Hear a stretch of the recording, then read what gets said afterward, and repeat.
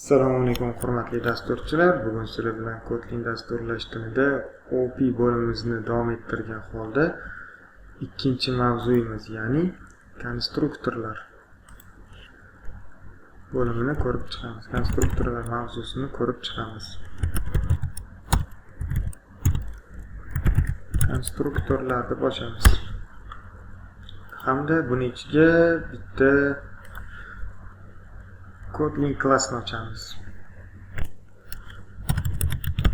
User deb nomlaymiz.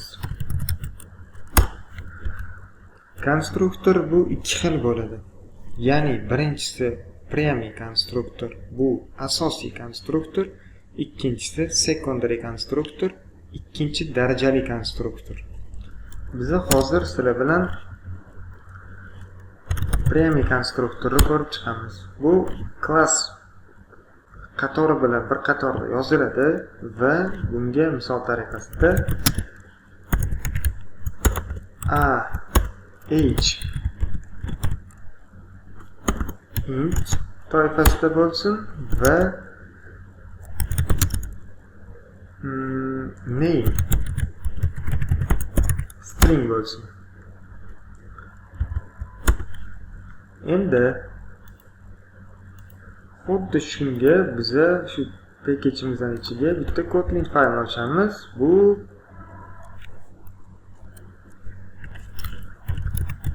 userlar file deb nomlaymiz bu klassimizning nomini.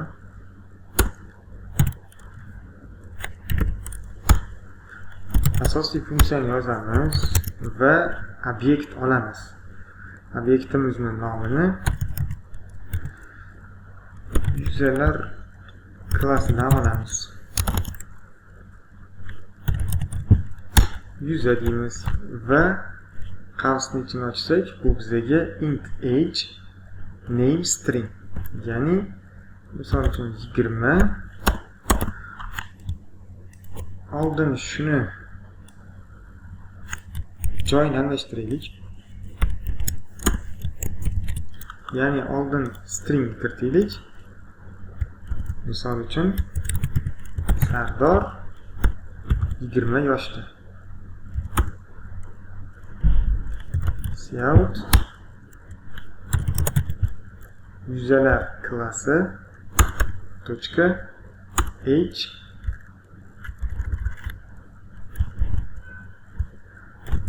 ismi teng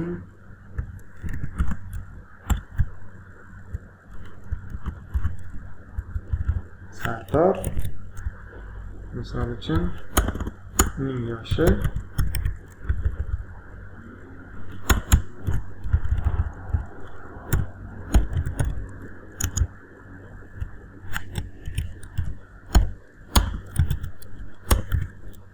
age. Dasturni ishga tushiramiz.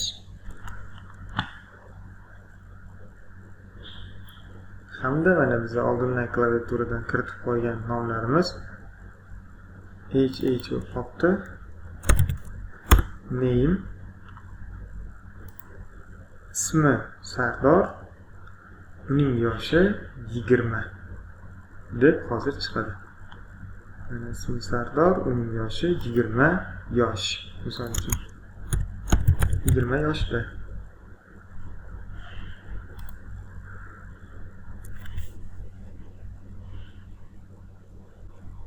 Bu bizda primary konstruktor bo'ldi, ya'ni oldindan biza uni o'zgaruvchilarni e'lon qildik va bu yerda unga string tipida ismini hamda int tipida int toifasida age yoshini kiritdik. Endi xuddi shuni klaviaturadan kiritishimiz ham mumkin. Val ism, val name, readline,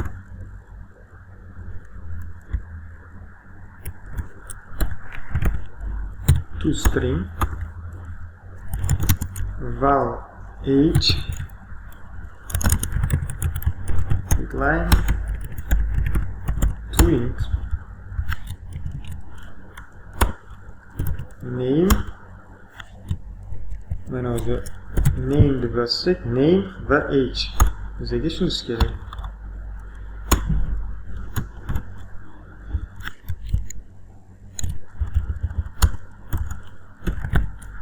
Print ismini kiriting.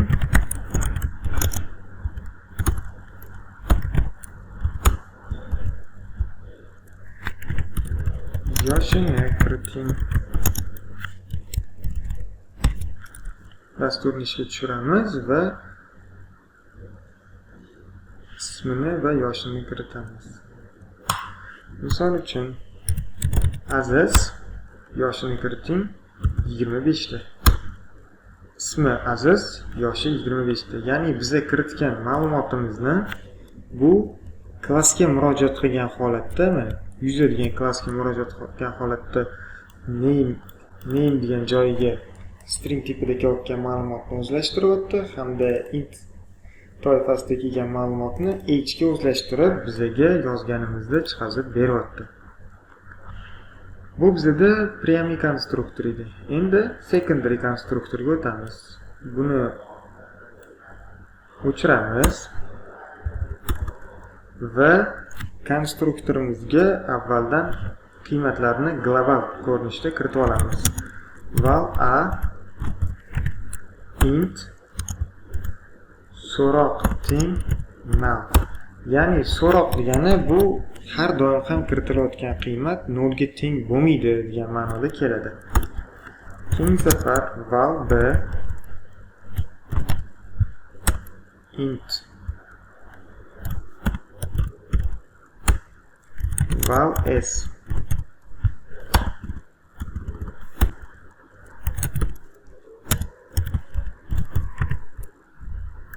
int teng null. Ya'ni 3 ta qiymat beramiz. Bundan ko'zlagan maqsadimiz 3 ta qiymat beramiz. Agar biza konstruktorni bittasini birinchi konstruktorni ishlatadigan bo'lsak, bu bizga kvadratda yuzasini topib bersin.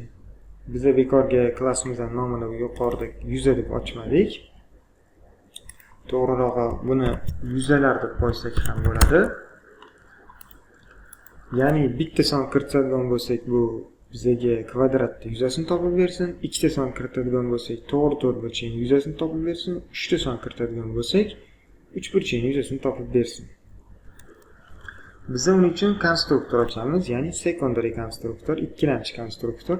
Buni alt hamda insert tugmalarini bir vaqtda bosish natijasida ochishimiz mumkin. Mana secondary konstruktor shunchaki konstruktor deb yoziladi yoki bo'lmasa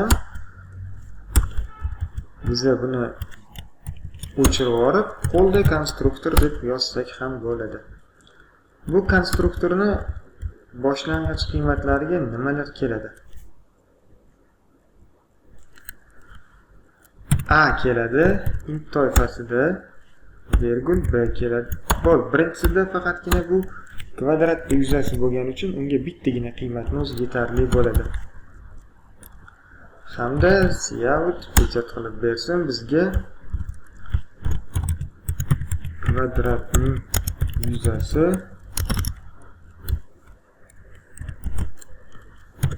a kvadratga teng. Keyingi konstruktorimizni chaqiramiz. Bu to'g'ri to'rtburchakning yuzasini topish uchun xizmat qiladigan konstruktorimiz. Unga ikkita qiymat kerak bo'ladi. Int a mana tega qizil chizuv chizdi, ya'ni ikkalovi bir xil bo'lib qoldi-da, ya'ni qo'shimcha qo'shganda bizani kutib turibdi qo'shimcha qo'shishimizni.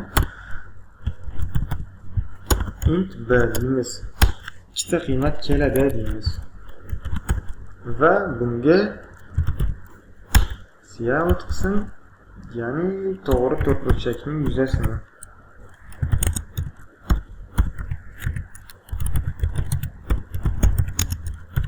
yuzasi teng a ni b ga ko'paytirish natijasida chiqqan javob to'g'ri to'rtburchakning yuzasi hisoblanadi. Uchinchi konstruktorimizni ishga tushiramiz. Bunga kerak bo'ladi 3 ta qiymat, chunki 3 burchakning 3 ta tomoni bor. A, B hamda S.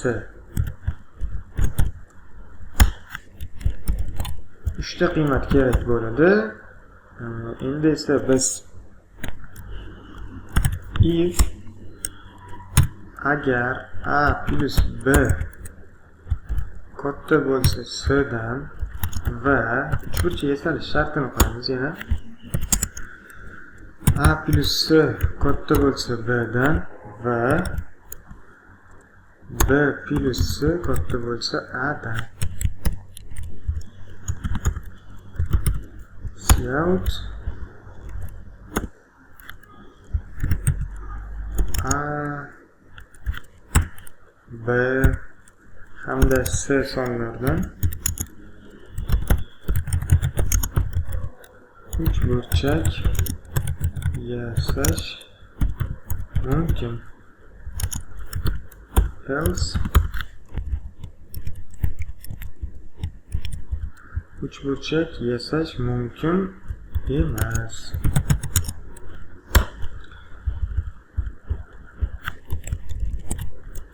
Agar uchburchak yasash mumkin bo'lsa, uni bizga qiymatini topib bersin. Yarim perimetr kerak bo'ladi. ABC taqsim 2 S teng mass squared Geron formulasidan foydalangan holatda yarim perimetr ko'paytirilgan yarim perimetr minus A ko'paytirilgan qavs ichida yarim perimetr minus B ko'paytiruv yarim perimetrni yarim perimetr minus S tochka 2 double. Hamda buni bizga misol uchun yuzalarlik bo'lishi 3 tasini o'zi yetadi. Cout uchburchakning yuzasi teng S ga. Endi yuzalar degan faylga qaytamiz. Bu yerda bizga bular kerak emas. Biz ikkita qiymatni kiritganimiz uchun hozir bu yerda A va B sonlari ishlayapti. Biz bu yerga ikkita son misol uchun bitta son kiritamiz. 3 sonini kiritamiz. Va cout yuzalar. Biz klassga qaraydigan bo'lsak, mana qaysi konstruktorni chaqirsak, bu yerda hozir har bitta konstruktor 3 xil qiymat qabul qiladi. Bittasi bitta, ikkinchisi ikkita qiymat qabul qiladi, uchinchi konstruktorimiz esa 3 ta qiymat qabul qiladi. Biz qaysi konstruktorni chaqirmoqchi ekanligimizni bilish uchun nechta qiymat bersak, o'sha konstruktor ishga tushadi. Ya'ni biz hozir bu yerda bitta qiymat berdik, 3 sonini berdik. Bu o'z-o'zidan mana bu konstruktor yonadi, ko'k bo'lib yonadi, to'q bo'lib. Qolganlari sal ochiqroq bo'lib o'chibroq turadi. Ya'ni bular ishlamayapti degan ma'noda shunaqa bo'lib turadi. Mana hozir biz 3 degan sonni berdik va birinchi konstruktorimiz ishga tushdi. Bu bizga kvadratning yuzasini topib berish uchun xizmat qiluvchi dastur hisoblanadi. Dastur ishga tushiramiz va oldindan 3 berganmiz. Mana kvadratning yuzasi 9 deb chiqadi. Ya'ni 3 kere 3 3 kvadrati 9. Endi biz ikkinchi konstruktorni ishga tushirmoqchi bo'lsak, klaviaturaga 2 xil son yozamiz. Misol uchun 6, 3 va 6 sonlarni yozsak, bu klassga o'tadigan bo'lsak, mana bu o'chib, bu yondi. Ya'ni ikkinchi konstruktor ishga tushdi degan ma'noda. Dasturni qaytadan ishga tushiramiz. Bu bizga to'g'ri to'rtburchakning yuzasini topib beradi. Ya'ni ikkita tomonini ko'paytmasini. To'g'ri to'rtburchakning yuzasi 18. 6 kere 3 18. Endi biz 3-chi konstruktor ishga tushirmoqchi bo'lsak, bu yoqqa 3 ta son berishimiz kerak bo'ladi. Ya'ni 4 sonini beraylik, misol uchun. Va klassimizga o'tadigan bo'lsak, mana bu konstruktor ishga tushdi. Hozir ikkinchisi ishga tushgan edi. Bu sal xiraroq bo'lib o'chdi va mana bu konstruktor yonib turibdi. Dasturni qaytadan ishga tushiramiz. Agar bu shartni qanoatlantiradigan bo'lsa, uchburchak yuzasini, agar berilgan shartni qanoatlantirmasa, uchburchak yasash mumkin emas deb chiqadi. Mana yasash mumkin emas. Dasturga boshqa sonlarni kiritamiz. Misol uchun 10 sonini kiritadigan bo'lsak, dasturni qaytadan ishga tushiramiz. 3, 10, 4 sonlardan uchburchak yasash mumkin emas. Ya'ni mana yuqorida berilgan shartni, x shartini bu qanoatlantirmaydi. Mana shuning uchun 3, 10, 4 sonlardan uchburchak yasash mumkin emas deb chiqdi. Misol uchun bu yerga 4 sonini beramiz. 3, 4, 4 bu sonlardan uchburchak yasash mumkin. Uni bizga yuzasini ham topib beradi. Mana yuzasi 3 u 16 ekan. 3, 4, 4 sonlardan uchburchak yasash mumkin. Uning yuzasi 3,16 deb olsak ham bo'ladi. Bundan tashqari bu yerda nafaqat int balki float sonlari yoki double sonlarni ham kiritishimiz mumkin. Deylik, misol uchun b'imiz double bo'lsin, float bo'la qolsin.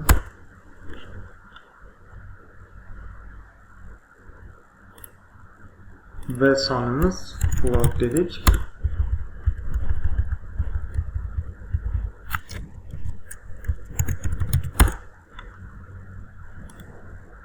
Mana bu yerga qaytadigan bo'lsak, bu Ctrl P tugmasini bosadigan bo'lsak, xohlasak bitta son kiritgan u A bo'lsin, mana birinchi qatorda aytyapti, A bo'lsin, u int toifada bo'lsin.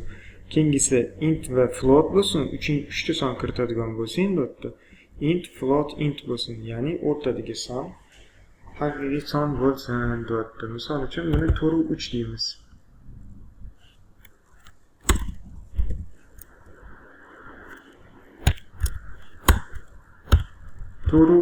Bu float bo'lgani uchun f qo'yishimiz kerak bo'ladi. Agar bilmasak, shu joyda alt enter tugmasini bossak, mana bu aytayotdiki change to 4,3f.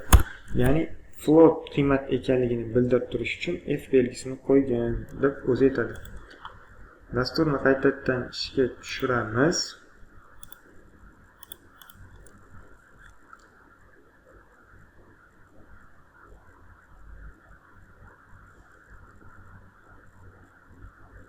Hamda natijani 3, 4,3 hamda 4 sonlardan uchburchak yasash mumkin. Unda uchburchak yuzasi 577.